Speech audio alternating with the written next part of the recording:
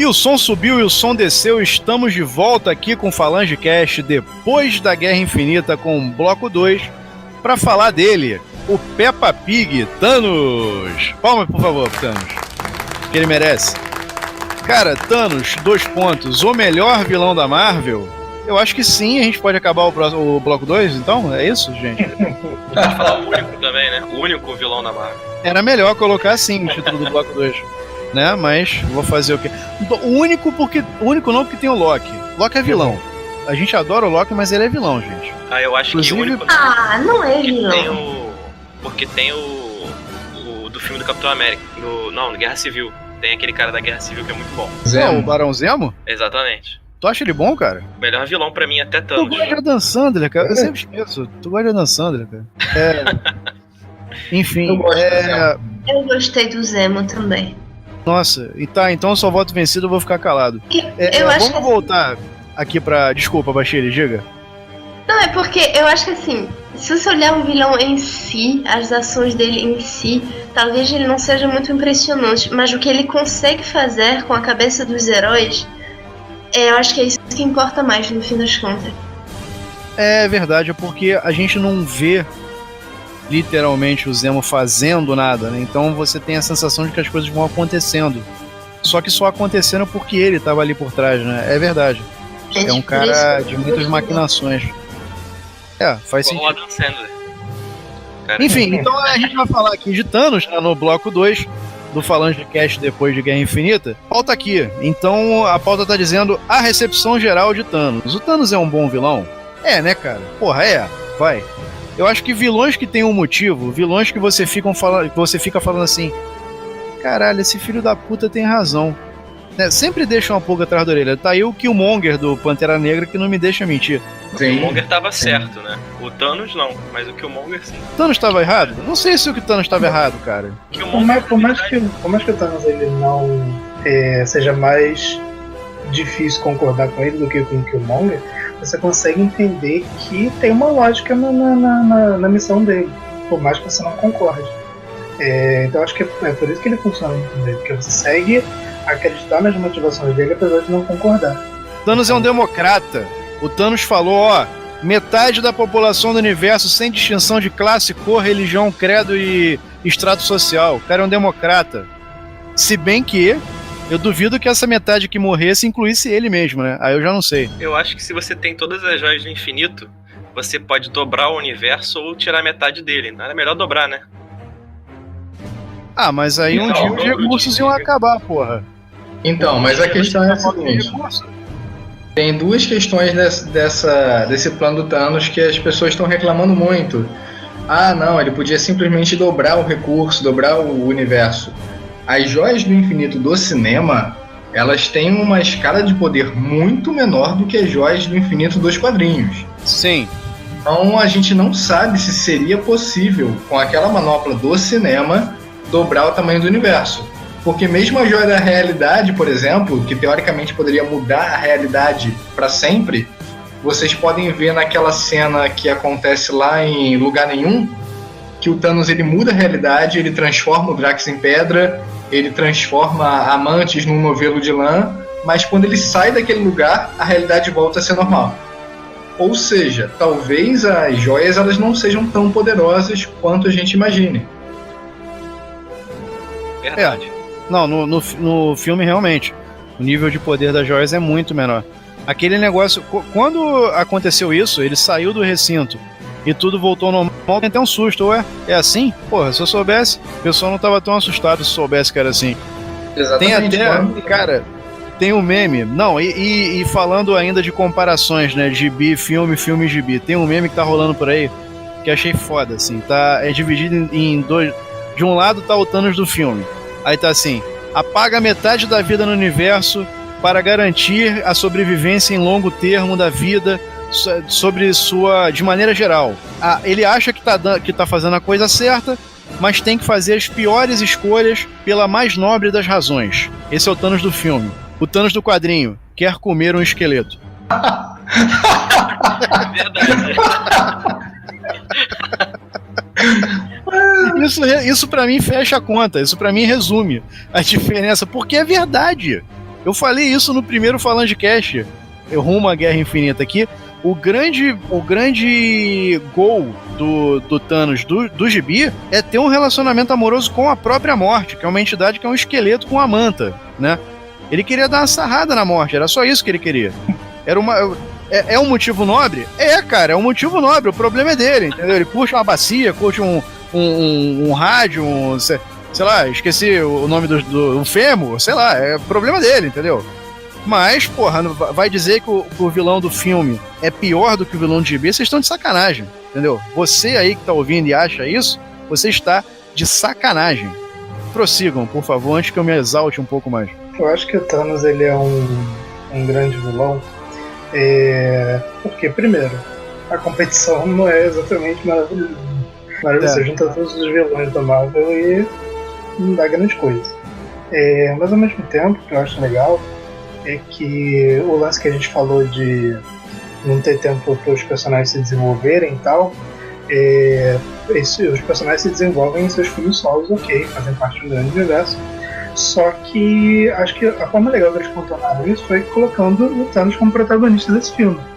Que o filme começa com ele, termina com ele, e tanto é o filme dele, que é o filme que ele tem que se desenvolver, que eu não sei se vocês repararam, a última imagem dos créditos é a mesma imagem que vem em todos os filmes solos do herói, que vem, por exemplo, Capitão América vai voltar, Thor vai voltar, e no final aparece o Thanos vai voltar. Tipo, esse é o filme dele.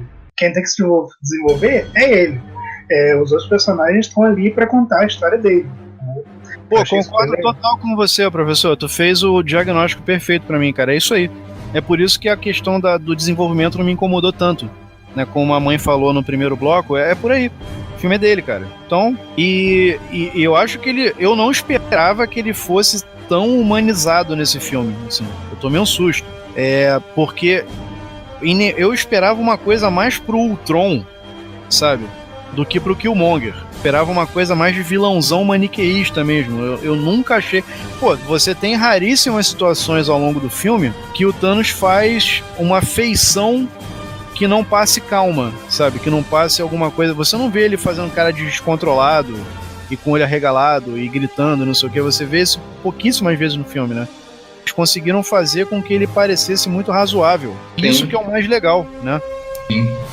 É até interessante essa questão do Thanos ser razoável, ser calmo, porque no tratamento com os heróis você percebe que o Thanos ele não é mal maniqueísta, como muitas vezes é o Thanos dos quadrinhos, que é só um vilãozão e acabou.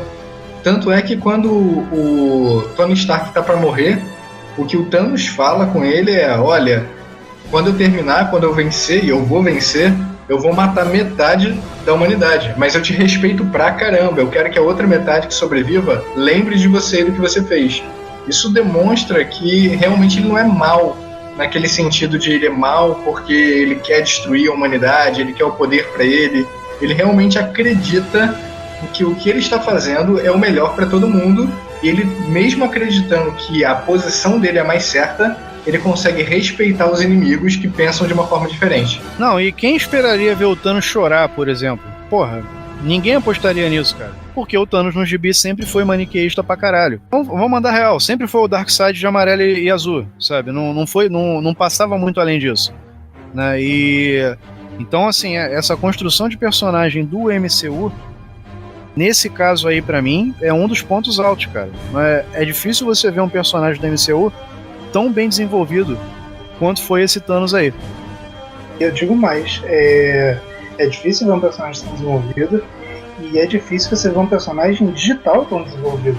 Porque ele funciona em todas as causas. Você acredita que ele tá ali, você acredita que ele tem peso de geralmente personagem digital você não sente que ele é pesado, você sente do Thanos. E eles confiaram tanto no lance da captura de movimento, você tem várias imagens que é o rosto dele para você olhar para o queixo de saco dele, para o olho, sabe? Então, assim, eu acho que ficou muito bom, ficou muito bem feito, e não quero estar cachorro morto, mas Steppenwolf chupa, né? Caraca, eu ia falar isso agora, professor, eu ia falar isso agora. Tem o quê? 1 ano de intervalo? entre um filme e outro? Ou menos de um ano? Acho que é menos. Menos de um ano de Liga da Justiça pra cá. Cara, é impressionante como o Steppenwolf também é um personagem digital que não convence em nenhum momento que ele tá ali. E o Thanos é o extremo oposto disso, cara. Você fica muito tranquilo vendo o Thanos interagindo com as pessoas e com o cenário. E você acredita que ele tá ali, que é tudo que o efeito especial se propõe a ser, né? Convincente. E, porra, bem que pode, cara. Eu achei a mesma coisa da Ordem Negra toda, inclusive. Menos aquele grandão com... Eu esqueci o nome. Mas todos os personagens de efeitos especiais no filme estão muito bons, muito bem feitos. A imagem do rosto, inclusive com vários closes da câmera, né? Chegando perto todo mundo da Ordem Negra tem um momento que que a câmera aproxima da cara, assim, dá pra você ver como tá bem feito, né? Verdade, eu esqueci o nome da menina. Qual é o nome da menina? Ah, eu também não sei. Próxima Meia-Noite. O nome dela é Próxima Meia-Noite. Essa bosta mesmo. Beleza. Cara, em muitos momentos eu achei que a Próxima Meia-Noite fosse uma atriz, não fosse captura de movimento. Tão bom que tava, assim. Pra falar a verdade, até agora eu tô em dúvida. Todos Mas eles são atores, né? Esse nome é uma merda, hein, cara. Próxima Meia-Noite. Próxima Meia-Noite.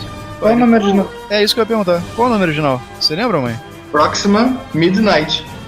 Porra, tá de sacanagem. Essa não foi culpa dos tradutores brasileiros. Não foi o Homem Absorvente, né? Voltando um pouquinho pro Thanos. Sim. Como vilão, enfim, não há dúvida de que ele é o melhor vilão. Até porque o Loki não é vilão. E eu acho que o início de Guerra Infinita prova isso. Ele não é vilão.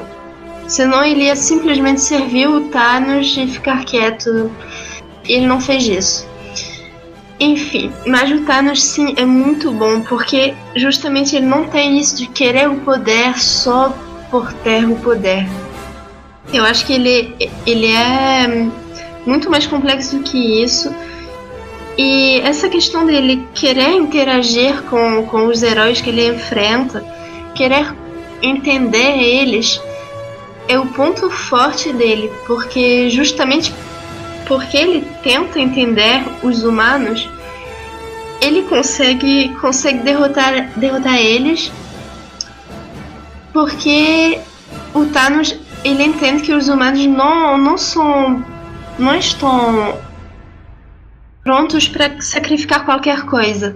E o Thanos, ele sacrifica o que tiver que sacrificar. Essa é a maior diferença. E assim, em vários momentos do filme a gente percebe que essa questão do sacrifício é muito importante e os heróis não conseguem. Em vários momentos tem, por exemplo, o Star-Lord, que todo mundo fala que ele foi babaca, mas assim, ele já tentou, ele teve que sacrificar a Gamora, não deu certo, foi uma coisa difícil para ele, então ele perdeu a paciência depois, sabendo que ela morreu, no fim das contas. Eu acho super compreensível. Ele não consegue deixar, nesse momento, justamente porque ele tentou, ele em algum momento chegou à conclusão de que era certo sacrificar Gamora, isso não deu certo, agora ele não consegue sacrificar a vingança dele em nome da vitória comum. Sim. Tem também toda a questão em torno do Visão, que o Visão, justamente por não ser humano, ele não vê problema em morrer para garantir que a joia não seja pega pelo Thanos. E tem, por exemplo, o Capitão, que diz que não vai sacrificar ninguém. E todos os outros, a Feiticeira, todo mundo concorda que não é para sacrificar o Visão. Então, ao invés de simplesmente sacrificar o Visão, garantir que o Thanos não pegue a joia, eles preferem todo mundo ir lutar, um monte de wakandiano morrer, só para não sacrificar uma pessoa, que nem é pessoa, mas enfim. É verdade. Então isso assim, é um assunto muito importante que o Thanos levanta, essa questão de estar pronto para sacrificar coisas ou não. É porque ele pensou nesse plano, eu não sei durante quanto tempo, né? Mas assim, vou imaginar que foi a vida toda dele. Ele alimentou esse plano na cabeça, ele não combinou isso com ninguém, né? Então, claro que ninguém vai aceitar isso de bom grado, né? De repente, se ele senta na mesa de bar e começa, veja bem, gente, olha só, tem isso aqui. Não, olha, até que esse cara de saco tem razão, eu acho que faz sentido. vai ser sorteio ou vai ser para o ímpar? Acho que todo mundo ia acabar concordando com ele, em maior ou menor grau, sabe? Principalmente os que tem uma visão mais ampla.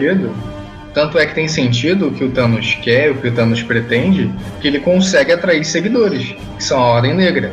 A Ordem Negra não tá ali porque são pessoas escravizadas. Não, eles estão ali defendendo o Thanos porque acreditam no plano de Thanos. Não, claro. É tipo o pessoal da Forever, cara, da Inod. Eles acreditam na parada, entendeu?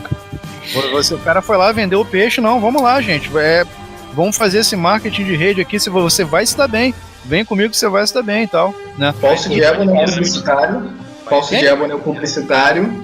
Ele que chega lá falando, olha só, vocês vão ser salvos, tá tudo bem, fica tranquilo, porque é uma honra vocês estarem morrendo.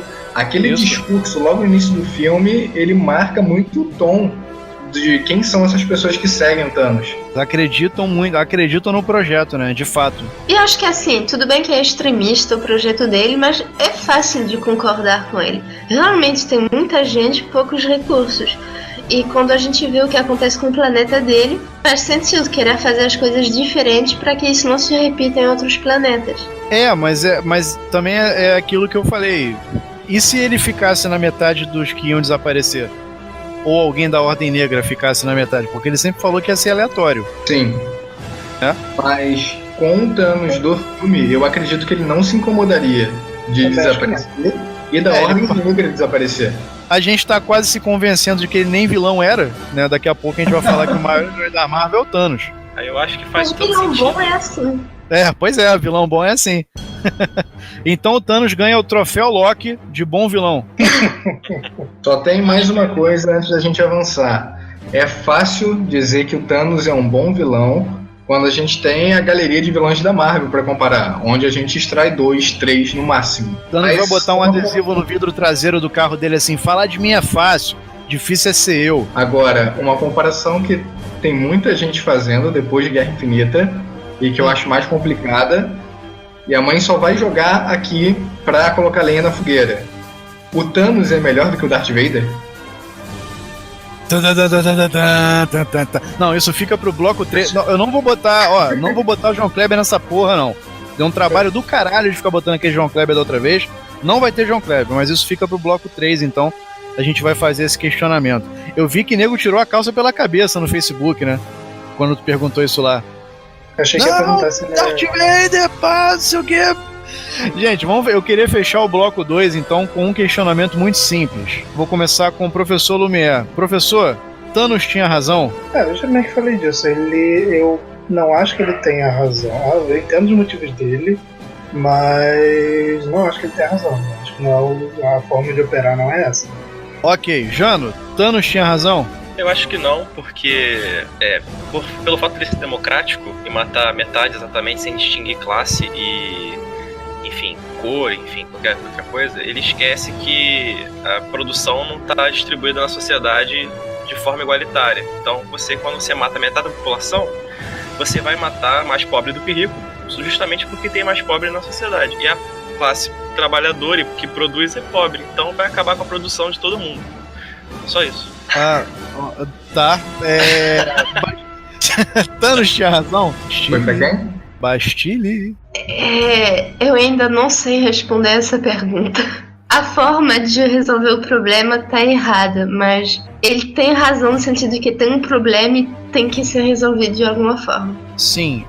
Mãe, Thanos tinha razão? Então, quando começa com vou concordar com a Bastille, porque a forma de resolver o problema está errada, mas a questão do problema e de como é que ele identifica o problema é muito interessante se a gente notar que o Thanos ele tem um desenvolvimento parecido com o próprio Tony Stark dentro do MCU, porque o Tony Stark ele vê que existe um problema em relação a recursos energéticos e ele começa a trabalhar para produzir mais recursos energéticos.